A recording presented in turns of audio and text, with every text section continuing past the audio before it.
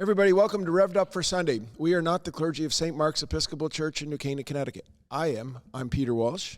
I'm Rob Schwartz, digital missioner at St. Mark's. John and Elizabeth are away today, and isn't it great to have you with us, Rob? Rob is the one who makes it all happen every week. But today we have Jan behind the camera, and so it's so great to have you as a conversational partner here. We got a lot of moving parts here. So Elizabeth and I got to do one recently. You and I are on today, and then John and I are coming up. It's all great. And we're talking about one of these passages that we all know so much about. It's the passage from Ash Wednesday.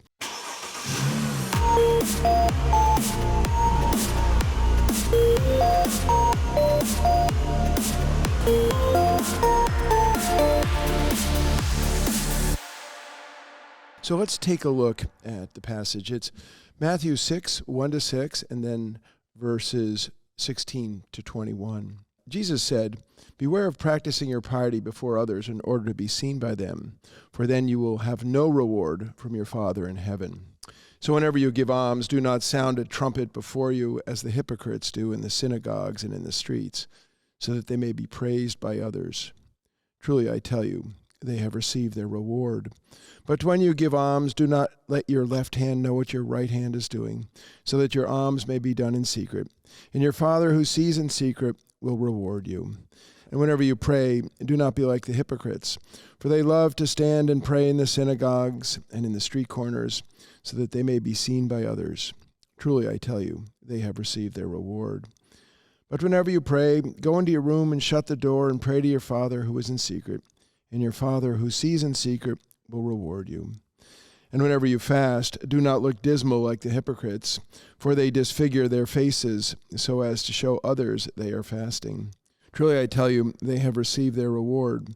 But when you fast, put oil on your head and wash your face, so that your fasting may be seen not by others, but by your Father who is in secret. And your Father who sees in secret will reward you. Do not store up for yourselves treasures on earth, where moth and rust consume, and where thieves break in and steal. But store up for yourselves treasures in heaven, where neither moth nor rust consumes, and where thieves do not break in and steal. For where your treasure is, there your heart will be also." Okay, so we have some very, very matter-of-fact teaching. I love this here. one. This is a good one. Yeah, so get us started here. Well, so contextually, we're in the Sermon on the Mount. Yep. And one of the things that I think's really interesting about this is, this is a reading that jumps around a little bit, so we've got some things that are omitted. And what's omitted here, interestingly, is the Lord's Prayer, right? Jesus teaching his disciples how to pray. But also what I find really interesting about this is shortly before this, in Matthew chapter 5, Jesus says, "Let your light shine before others so they may see your good works and give glory to your Father in heaven." So is this mixed messages? He's saying, do all this stuff in public, but this stuff don't do.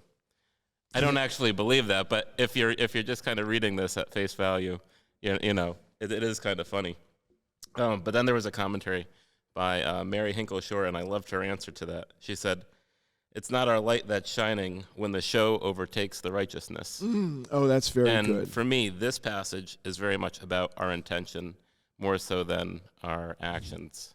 For sure. This is the disposition of the heart. That the manner is more important than the actual doing. It's the disposition of the heart. I mean, there's no question that Jesus is laying it out here, that it's the disposition of the heart. He's not too interested in virtue signaling, which is a great comment for our world here today.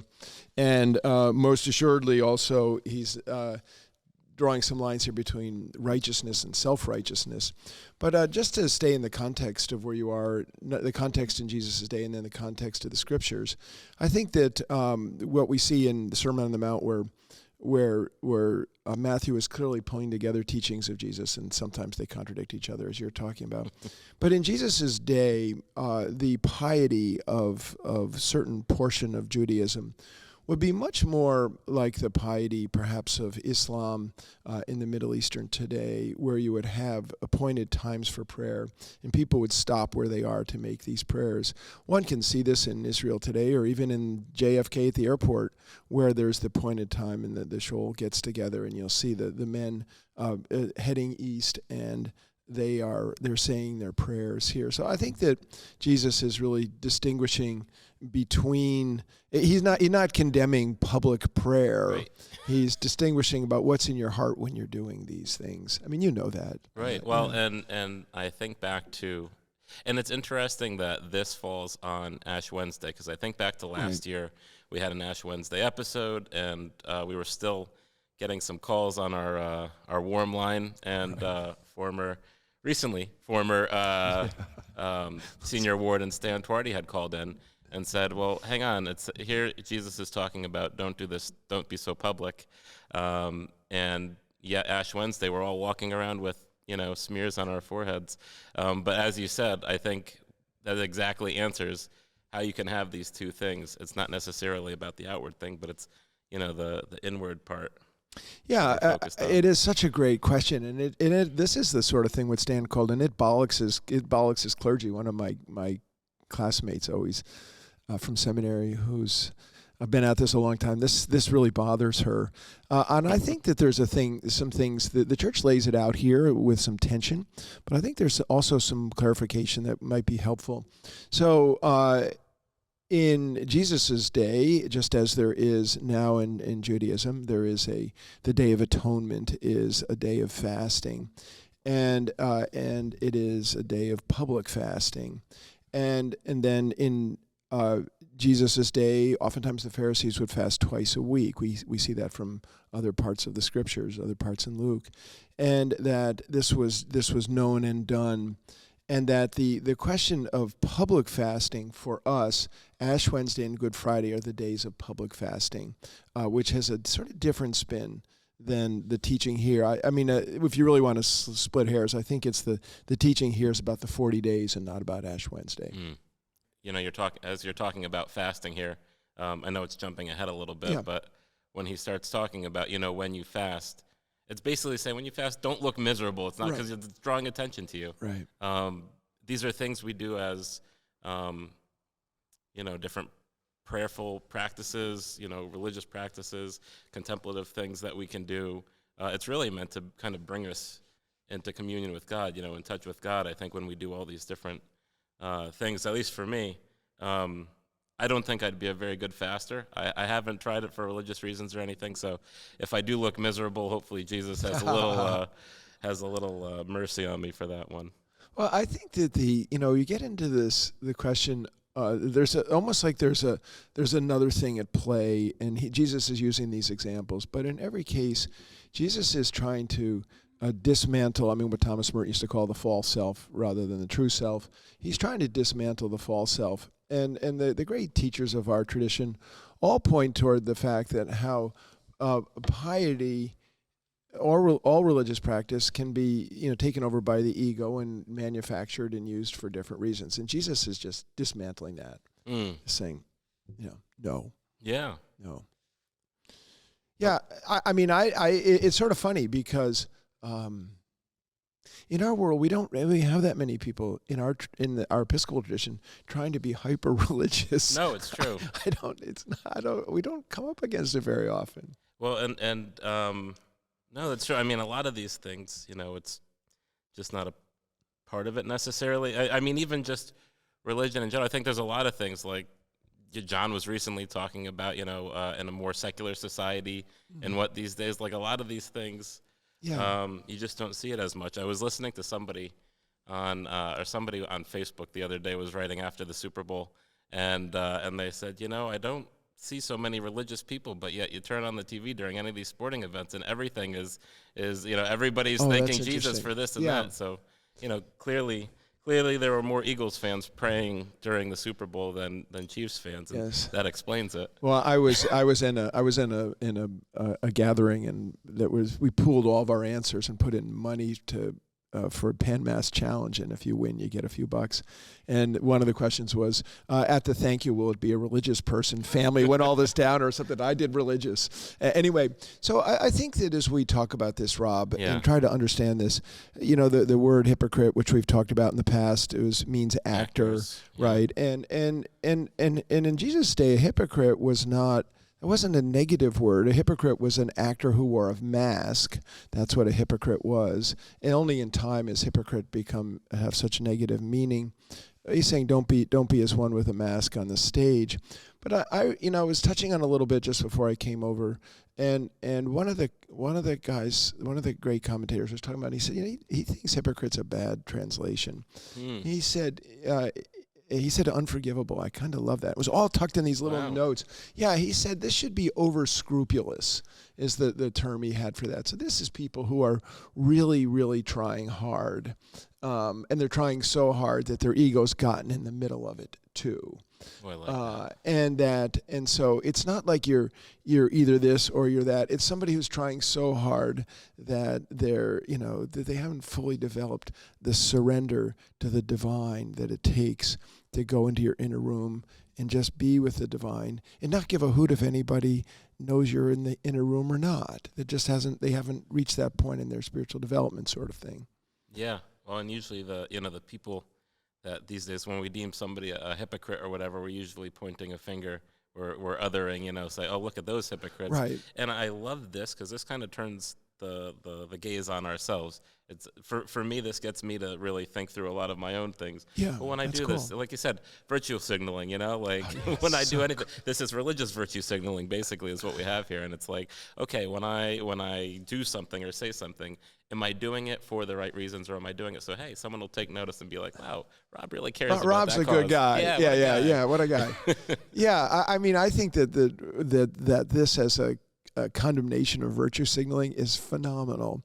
And in our world, virtue signaling takes on a different note than in Jesus's because of social media, where one might virtual signal, but in a large playground rather than just with their local people. But anyway, I do think it is really interesting when you start to think about these things, is the difference between what is righteous and what is self-righteous, and that what righteousness is, as Matthew in the Sermon on the Mount is about this question of what is righteousness, right? What is the rightness with God, which is what righteousness is about.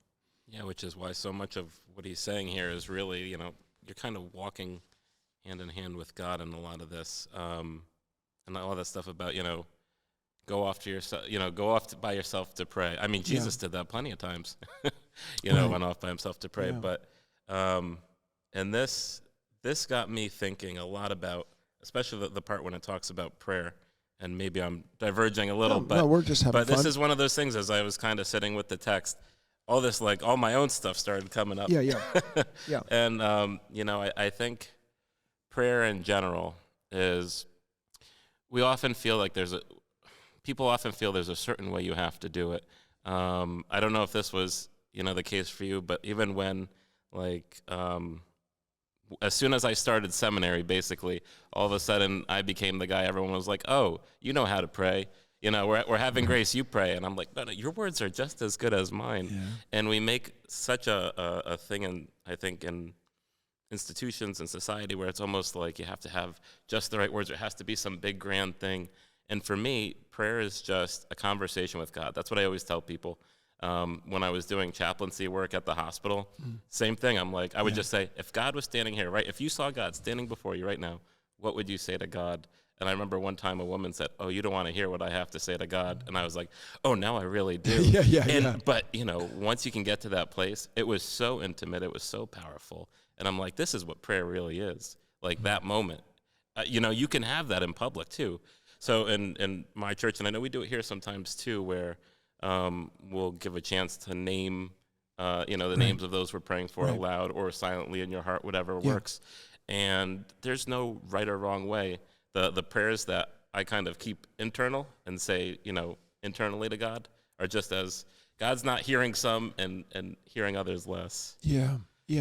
It's interesting the way this thing is set up. And you talked a little bit about it as we were just getting started here. When you pray, do not. So all these things are, of course, set up in in the don't do it this way and then do it this way, and we get in the don't do it this way.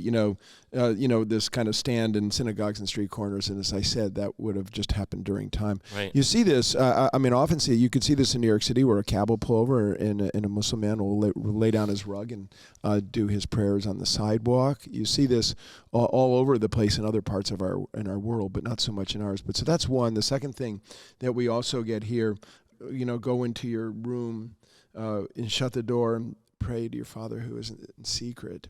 And of course, in Jesus' day, people lived in very simple households. They all slept in the same room. This is, we tend to think of this as an inner room, an inner cave, and that's the place of union and communion.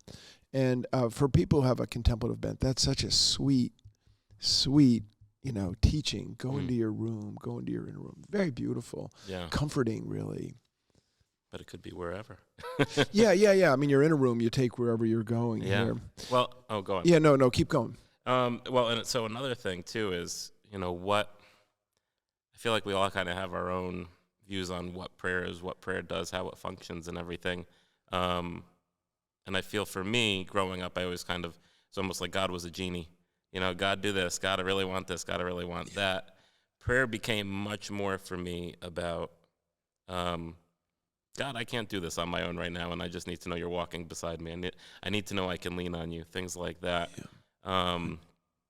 And so, and when we talk about communal prayer and everything like that, I think it's both, there's like a collective energy, is how I view it. We're all connected in praying together, and it also brings us in connection with God because it's almost like it opens an awareness. That's how I see it. When I'm praying to God, I am much more aware of my connection with God than when I'm just going about my day doing whatever. So it's the space, and so when I see that communally, that's powerful. Although I do think there was an episode of Curb Your Enthusiasm where this one guy at the golf club asks Larry, "Hey Larry, can you pray for my dad?" And Larry just goes, "Nah." And the guy goes, "What do you mean?" And Larry says, "So let me put myself in God's shoes for a second. Okay. There's the son. Oh, the son's praying. I need more than that. I'm gonna need more than that. No, Larry David. Oh, okay, I'll save him." And it's funny, but what I see in that is Larry's really just taking himself out of the connection. When we pray alongside one another, we're in that collective energy of prayer together. And there's something really powerful. There is something really true about that, and it's even true for people who pray in silence. If you want to pray silently, if you're in a room full of people silently, it's much easier. There's a spiritual connection that takes place. There is no doubt about that. I want to circle back to one thing you said about your dispositions of prayer as you grew through time with Him. When it says here, your Father who sees in secret will reward you. I don't believe the text is trying to say that He will answer your prayer in the way you want it. That's not the reward. The reward is as I understand Jesus' teaching, it's a reward is in itself the communion that you experience with God.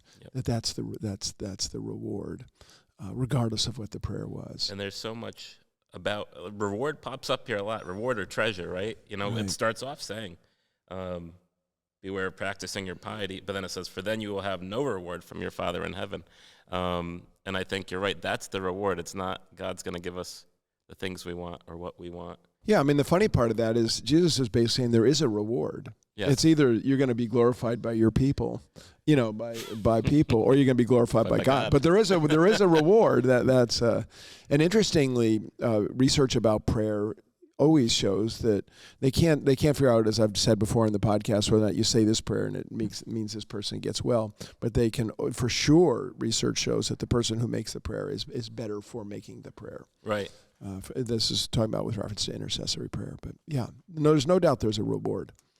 The reward part makes me think of, this part toward the end, and I don't know if I'm jumping ahead too far. No, let's go for it. Well, and I think to me, part of the reason for why I just kind of do that so much with this particular passage is it feels like the same thing throughout. It's just, when you're like, that's again, that same principle of intention. What's the intention for this? What's the intention for that? And all of it being that it brings us with God. And, this do not store up for yourself treasures on earth, but store up for yourselves treasures in heaven.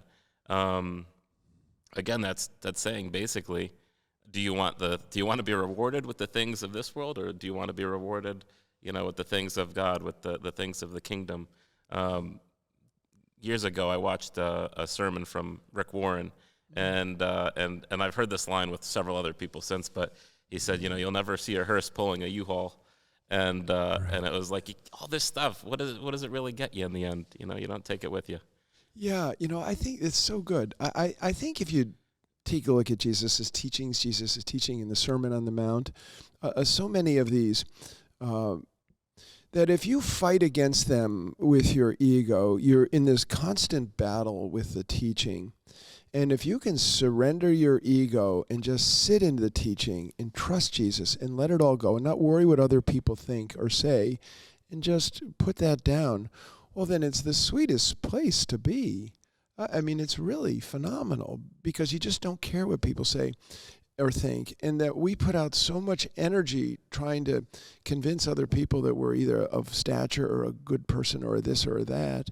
And if you just let that go and you take that energy back, which is the prayer of recollection, recollecting your energy, and you pull that back and you stop caring, well then, oh my gosh, you have so much energy to live a life of incredible freedom, to live a life of light and love, because you just take out a major transaction, which is all these other people say. This is where you get Augustine, who says, love and do as you will, the lovingness. And so basically what Jesus is talking about here is the disposition of the heart, and that there's nothing worse than a self-righteous person.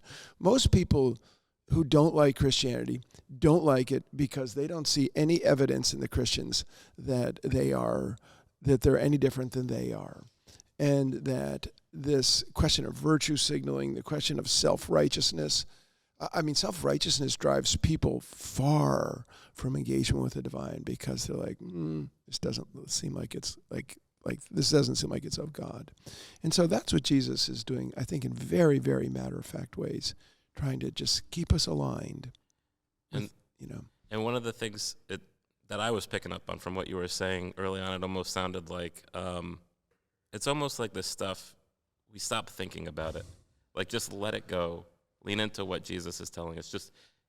And I realize we skipped over the don't let, the left hand see what the right is doing, right? And it's kind of like you're doing your own thing, but just don't think so much about it. When you kind of just learn to live into this. Yeah. You're doing it for the right reasons. When we want to be noticed, when we want to do these for whatever we think we'll gain out of it here, we're thinking about it. We're very conscious of it. Yeah. I mean, that left and right hand thing is so good. It was one of the phrases my mother used to use all the time too. These, become colloquial phrases that come from the Bible, and some people might not know they come from the Bible. And Jesus is obviously using illustrative language to make the point of that. It's exactly what you're talking about. But it also has in here, blowing your own trumpet and and all that. Just don't do it. Don't do it. You'll be better. Life is better without it. You don't have to promote yourself all the time. I mean, that's kind of embedded in this, which is just put it down. I mean, Jesus assumes you're going to give alms, you're going to pray, and you're going to fast. I mean, there's no exhortation to doing that. All he's saying is move this disposition inside. You can do all this stuff. He's not saying don't pray in the street. He's not saying don't pray in the synagogue. I mean, they prayed standing up. So not an instruction manual. This is not an instruction manual of that. This is about get it right on the inside, and you're going to find that you have super uber treasure. You have spiritual treasure. That's what he's talking about, spiritual treasure. And that's the thing, coming all the way back to your great way that you began this with, let your light so shine. It's internal spiritual treasure that shines forth, regardless of whether or not you're showing it off. There's a vibration a divine vibration that can get mixed into our vibrations, that's what the light of the world is. That's what you're not supposed to put under the bushel basket. Yes. It's the inside stuff. Amen to that. Yeah. You have a final word here on the people. It's Ash Wednesday, and they're getting ready to do something of powerful devotion. Yeah, I mean, I hope this conversation, this reading in particular, gets you to kind of look inside, look at your own connection with God, your own walk with God, with Jesus, and as we walk through Lent together, what we find happening within us. I think it's really powerful. And thankfully this year Ash Wednesday doesn't fall on Valentine's Day, so we're not forced with the, do I eat chocolate or do I not eat chocolate conundrum that we did last year. Yeah. So that falls into the thanks for the blessings of this life, and one which is you've hung in here with us as we've banged around this well-known piece of Scripture and tried to understand it. Thanks for hanging in here with us. Jan, thanks for being behind the camera. Rob, thanks for being together. Thank you for having me. You're the best. God bless you. Take care. See you soon.